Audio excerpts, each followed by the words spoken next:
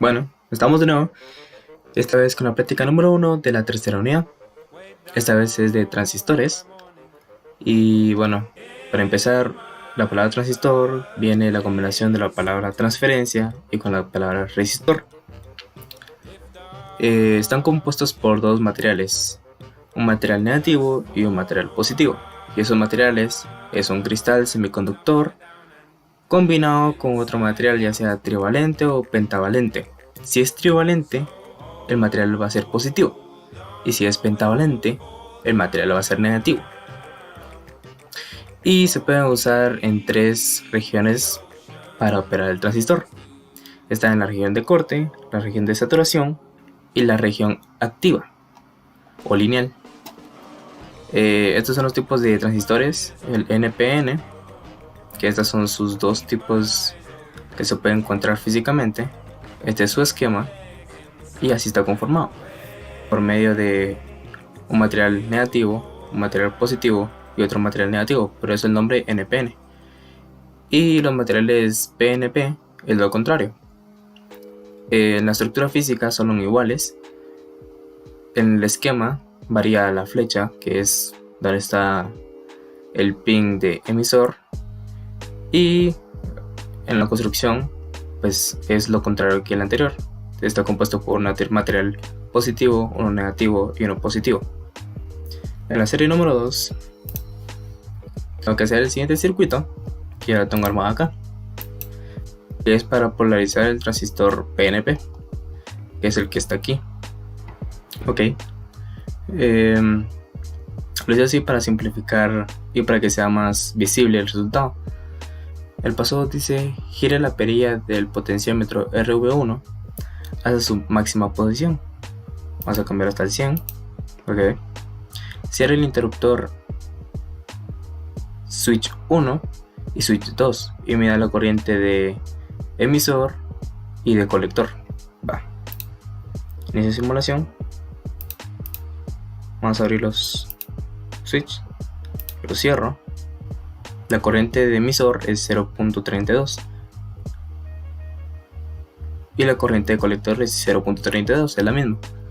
Luego, con las condiciones del paso 2, o sea, lo mismo, adjunte los voltajes EB, CB y EC, o sea, los voltajes de emisor y base, el voltaje de colector base y el voltaje de emisor colector. Y aquí están. De emisor base es 0.67. En el colector base tengo menos 5.71. Aquí está. Y el de emisor colector me da 6.41, que es lo que está acá. Paso 4. Abro los interruptores 1 y 2. Gire la perilla del potenciómetro hasta su mínima posición. A continuación, cierre los interruptores 1 y 2 y mida la corriente de emisor y la corriente de colector. Ok, los abro, bajo al mínimo la resistencia y los vuelvo a cerrar. Va. La corriente de emisor es de 7.39, como está acá. La corriente de colector es de 7.30. Bueno, con las condiciones del paso 4, anote los voltajes EB, CB, CE. Bueno, los voltajes de EB es de 0.76, el de CB menos 0.01 y el de EC es de 0.77. Luego, paso número 6, abra el interruptor 2, anote el valor de la corriente IC, el voltaje EB y el voltaje CE. Bueno, abrimos el switch 2 y la corriente de CB, por lo que veo aquí, bueno, la corriente de colector es 0, pero la corriente de base es de 6.34, entonces concluyo yo que la corriente de base colector es de 6.34. Luego el voltaje EB es de 0.87 y el voltaje CB es de 0.86. Luego, cierre interruptor 2, anote el valor de la corriente ICB, V es P y voltaje de CB. Cierre switch. El voltaje de CB, bueno, el de colector es de 7.30 y el de base es de 0.08, como está acá. Luego el voltaje EB, o sea, de base y emisor, es de 0.76 y el voltaje de colector y base es de menos 0.01. Pasamos a la siguiente, que es con un transistor de NPN. Ya formado el circuito, me dice: gire la perilla del potenciómetro 1 hasta su máxima posición, cierre el interruptor 1 y 2 y mida la corriente de emisor y corriente de colector. Luego pongo a su máxima. Las corrientes de emisor es de menos 0.34 y la corriente de colector es de 0.14. En el paso 3, con las condiciones del paso 2, anote los voltajes de EB, EC y EC. El del voltaje de EB, o sea, base con emisor, es de 0.62. El voltaje de CB, o sea, colector y base, 0.88. Y el voltaje de emisor y colector es de menos 6.5. Paso 4. Abra los interruptores 1 y 2, gire el wiper de potenciómetro hasta su mínima posición. A continuación, cierre los interruptores y mida la corriente de emisor y corriente de colector. Abrimos, disminuimos hasta el mínimo, lo cerramos y la corriente de emisor es de 3.18 y la corriente de colector es de 7.53. Bueno, después de hacer unas modificaciones, vamos al paso 5. Con las condiciones del paso 4, anoten el voltaje de emisor base, colector base y emisor colector. El de emisor base es de 3.4, el de colector base menos 0.75 y el de emisor colector es de 4.14. En el paso 6, abra el interruptor 2, anote el valor de la corriente CB, el voltaje EB y el voltaje CE. Abrir el switch 2 y la corriente de CB, abriendo el switch 2, es de 7.13 y 0, entonces concuerdo que va a ser 7.13.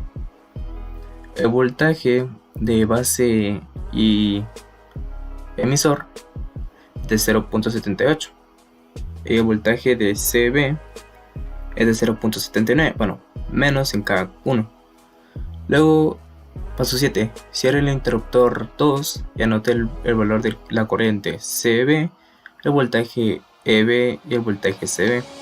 Cierro el switch y la corriente CB es de menos 7.53 y 0. Luego, el voltaje EB sería de emisor y base, sería 3.4 y el voltaje CB es 0.75. Va a ser el número 2, región de corte y región de saturación. Tengo que armar el circuito que está aquí, ya lo tengo armado. Y me dice: cuando el transistor se encuentra en corte, puede verse como en circuito abierto. ¿Qué sucede con el motor y el voltaje? ¿Qué es lo que pasa acá? Que el motor, aparte de que no funciona, sí corre los 12 voltios. Entonces la respuesta es: el motor no gira y el voltaje está en 12 voltios. Luego dice: cuando el transistor se encuentra en saturación, se puede ver como un circuito cerrado. ¿Qué sucede con el motor y el voltaje? Bueno, o sea, ¿qué quiere decir esto? Cuando se presiona el botón, cierra el circuito. Entonces, ahí el motor comienza a girar y el voltaje es de 9.66. Entonces la respuesta es: comienza a girar el motor y su voltaje ahora es de 9.66. Va. En esta serie me dice hacer este circuito, ya lo tengo armado acá. ¿Y qué es lo que tengo que hacer? Hacerlo funcionar.